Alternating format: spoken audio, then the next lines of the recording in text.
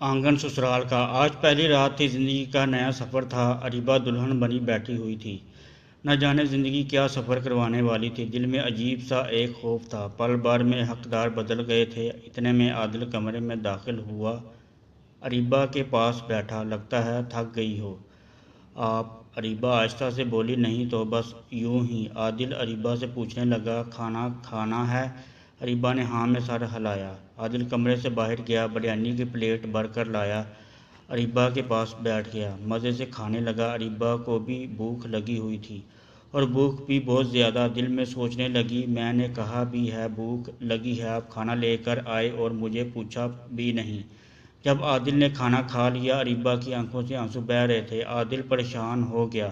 ارے کیا ہوا آپ کو؟ اریبہ نے انکار میں سر ہلایا۔ عادل پیار سے پوچھنے لگا، اریبہ بتاؤ کیا ہوا ہے؟ اریبہ آہستہ سے بولی، میں نے آپ سے کہا تھا مجھے بھی کھانا کھانا ہے، اور آپ کھانا لے کر آئے، پوچھا بھی نہیں۔ عادل زور زور سے ہنسنے لگا۔ یا میرے اللہ، میں سمجھا تھا آپ نے انکار کیا ہے کہ مجھے بھوک نہیں ہے۔ اچھا سوری۔ عادل اریبہ کے پاس بیٹھا۔ دیکھو اریبہ، اب سے یہ تمہارا ہے، اس گھر کو جنت بنا دینا، میری اور اس گھر کی عزت کا خیال رکھنا، اور ہاں میرے امی ابو اب سے تمہارے بھی امی ابو ہیں، ان کو خالہ آنٹی نہیں امی ابو کہہ کر ہی مخاطب کرنا۔ اریبہ بہت اچھی لڑکی تھی، عادل کی آنکھوں میں دیکھ کر بولی۔ عادل، میں وہی کروں گی جس میں آپ کی خوشی اور رضا ہوئی۔ دن گزرنے لگے، لیکن اریبہ کو ایک ڈر سا تھا، نہ جانے کیوں اسے ساس سسر کو امی ابو کہنے میں ڈر سا لگتا تھا، یا شاید اس کے دماغ میں وہ تصویر معاشرے کی بیٹھ گئی تھی جو ساس سسر کا ظلم ڈھانا لکھتے ہیں۔ سسر سامنے آ جائے تو سر پہ جلدی سے دوپٹہ اوڑھنا، چادر سیدھی کرنا۔ سسر کو دیکھ کر ڈر سی جاتی تھی۔ ایک دن ساس نے آواز دی، عادل بھی پیس بیٹھا تھا۔ اریبہ بولی، عادل آپ بیٹھیں، میں خالہ کی بات سن کر آتی ہوں۔ عادل سخت لہجے میں بول پڑا، اریبہ امی کہتے ہوئے جان نکلتی ہے، کیا تم اس گھر کو اپنا گھر کیوں نہیں سمجھتی ہو؟ میرے ماں باپ کو قبول کیوں نہیں کرتی؟ کیوں نہیں سمجھ آتی تم کو؟ اریبہ خاموش ہو گئی۔ کچھ دن گزرے، اریبہ کچن میں کھانا بنا رہی تھی، سبزی تھوڑی سی جل گئی، ڈرنے لگی، اب ساس کو پتہ چلا تو بہت باتیں کرے گی۔ لیکن جب ساس کو پتہ چلا تو پاس بٹھا کر بولی، اریبہ میری بچی پریشان کیوں ہو بھلا؟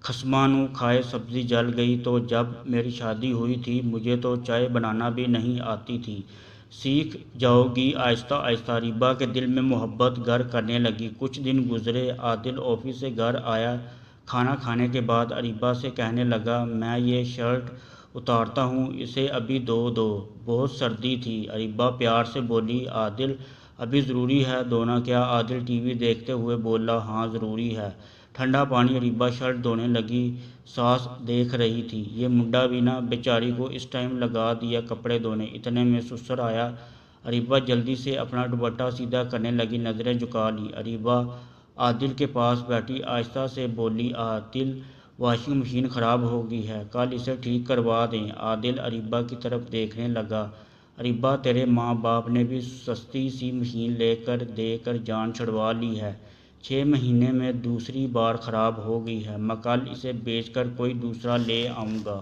دوسرے دن اریبہ نے کپڑے دھوئے، تار پہ سکھانے ڈال کر اپنے کمرے میں چلی گئی۔ عادل واشنگ مشین لیے باہر جانے لگا۔ ماں نے آواز دی، پتر اسے کہاں لے کر جا رہا ہے؟ عادل منہ صاف بنا کر بولا، اماں اسے بیچ کر دوسری مشین لینے جا رہا ہوں۔ ماں سوالیہ نگاہ سے دیکھ کر بولی، یہ تو اریبہ کے جہیز کی مشین ہے نا پتر، اسے نہ بیچ، اسے ٹھیک کروا کر لا۔ بیٹیوں کو ہر اس چیز سے اپنی جان سے زیادہ محبت ہوتی ہے جو وہ اپنے ماں باپ سے لے کر آتی ہیں۔ وہ دیکھ کر میرا کھانا بنانے والا پتیلا 20 سال پہلے کا ہے، آج بھی دیکھتی ہوں تو مجھے میری ماں یاد آ جاتی ہے، اور کھوتے تو اس سے پیار سے بات کیا کر۔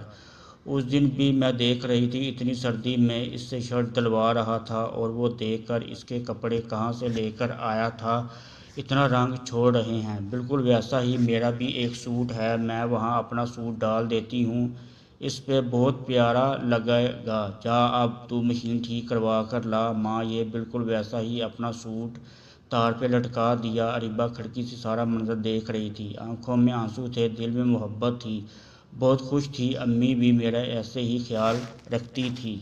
عادل جب گھر واپس آیا تو دیکھا اریبہ نے امی کا سوٹ پہنا ہوا تھا۔ سوٹ کافی کھلا تھا۔ اسے آج اریبہ کی آنکھوں میں ایک عجیب چمک تھی، خوشی تھی۔ آج وہ ہر بات کے ساتھ ساس کو امی جان کہہ رہی تھی۔ عادل نے مشین رکھی اور بولا، آج تو ساس بہو بہت خوش لگ رہی ہیں۔ اریبہ عادل کی طرف دیکھ کر بولی، ساس بہو نہیں ماں بیٹی۔ عادل مسکرانے لگا، بس تھوڑی سی چاہت، تھوڑا سا احساس اور اریبہ نے خود کو میرے رنگ میں ڈال لیا۔